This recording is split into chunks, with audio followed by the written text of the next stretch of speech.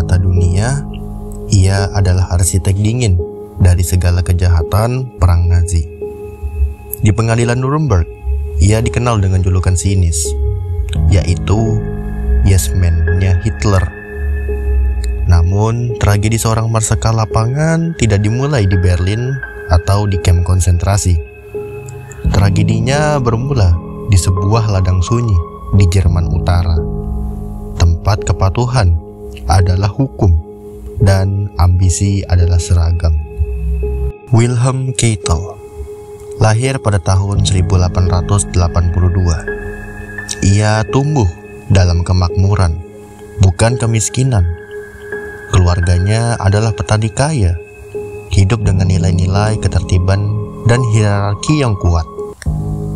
Tetapi Keitel muda tidak tertarik pada panen atau tanah. Ambisinya sederhana, kuat, dan lugas. Ia ingin menjadi prajurit, bukan seorang pemimpin politik, bukan seorang pemikir independen, melainkan sebuah roda penggerak yang sempurna di dalam mesin Kekaisaran Jerman. Kepribadiannya terbentuk dari disiplin baja. Keitel adalah sosok yang patuh, haus akan struktur, dan tidak mengenal kata tidak pada atasan. Di setiap langkah karirnya, ia mencari perintah untuk ditaati, bukan peluang untuk berinisiatif. Dunia Keitel dibangun di atas kepatuhan. Ia adalah murid yang sempurna dari sistem militer yang menempatkan loyalitas di atas moralitas. Karena seorang pria yang hanya tahu cara mematuhi akan segera menemukan dirinya melayani seorang tuan yang haus darah dan sebuah rezim yang tidak terbayangkan kegilaannya. Bagaimana kepatuhan total ini membawanya langsung ke sisi Adolf Hitler? Kita akan bahas di chapter berikutnya. Kepatuhan yang dicari Keitel akhirnya membawanya ke puncak kekuasaan militer, namun dengan harga yang tak ternilai. Begitu ia bergabung dengan Wehrmacht, yang mana itu adalah angkatan bersenjata baru Jerman saat itu, karirnya langsung melesat.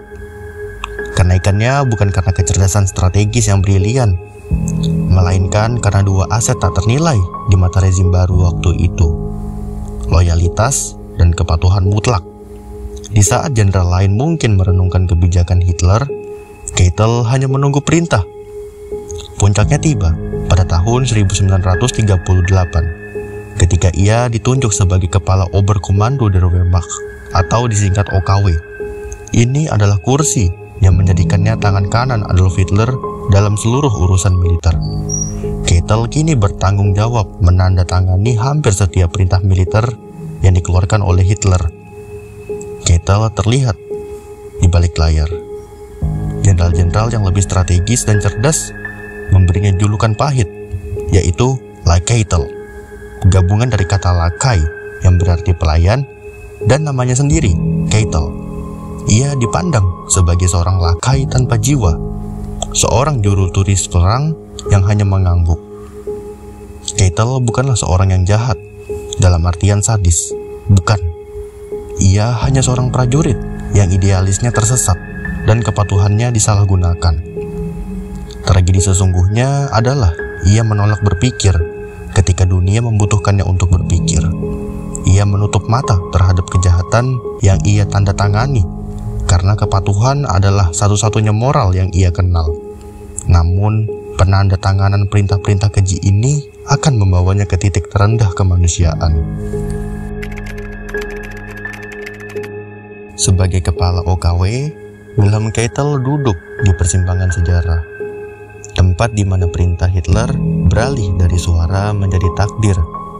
Tugasnya bukan lagi menyusun strategi militer, melainkan melegalkan genosida. Di mejanya, ia secara rutin membubuhkan tanda tangan yang kejam, mengubah tinta menjadi darah. Ia menyetujui dekret-dekret paling keji dalam sejarah Perang Dunia Kedua. Yang paling terkenal adalah Komisar Bevel, perintah untuk mengeksekusi tanpa ampun setiap politruk Soviet yang tertangkap. Bukan hanya itu, tanda tangan Keitel juga mengesahkan perintah untuk membunuh tawanan partisan. menyetujui invasi brutal ke Polandia, dan merencanakan penyerbuan ke Prancis.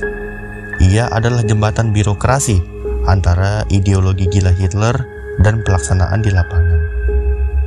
Ia tidak pernah membunuh dengan tangannya sendiri.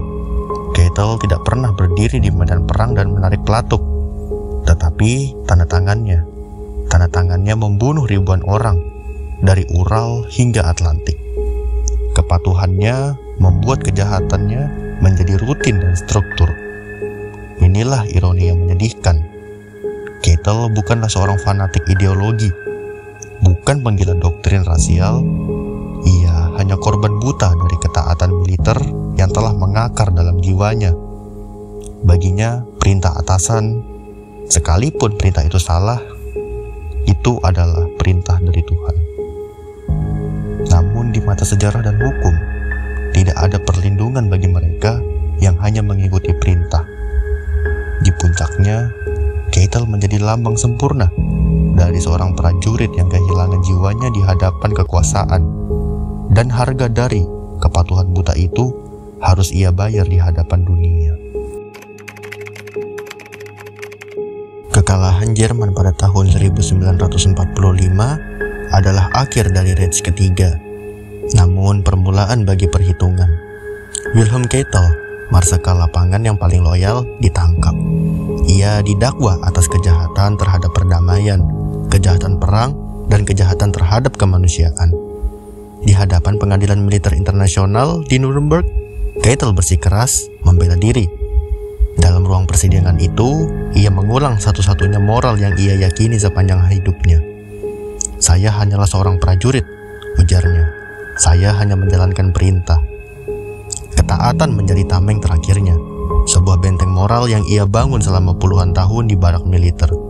Ia percaya loyalitasnya pada seragam dan atasan akan membebaskannya dari tanggung jawab pribadi. Namun, sejarah tidak menerima alasan itu. Pada bulan Oktober 1946, Wilhelm Keitel dinyatakan bersalah atas semua dakwaan. Hukumannya adalah hukum gantung.